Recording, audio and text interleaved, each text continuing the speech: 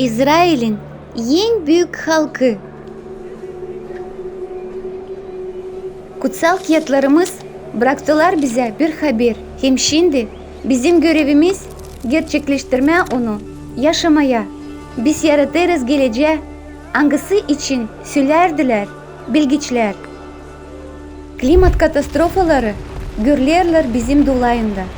Hem dünyanın yardımımıza ihtiyacı var. Geldi vakit Maşiyah'a kapıları açma.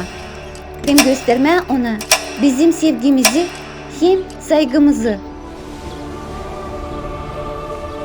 Teklif ederiz sizi katılma bize. Global Krisis, ayrılan insanların misyası. Zaman geldi. Epoha dönemi canlı konferansiyasına.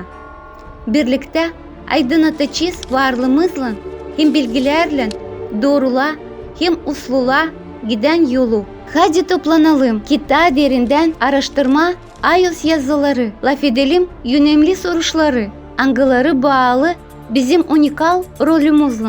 Hem yaşadığımız zamanın sırlarını çözelim. Bizim kuvvetimiz halkımızın birliğinde.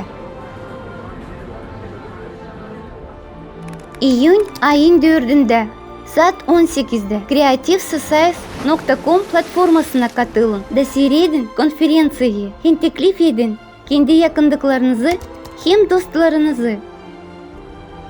Birlikte biz ortaya çıkaracağız doğru bilgiliğin şafkını hem göstereceğiz. Hani biz İsrail halkı bütün dünya için umut hem iyilik kaynağıyız. Yaşar Koah.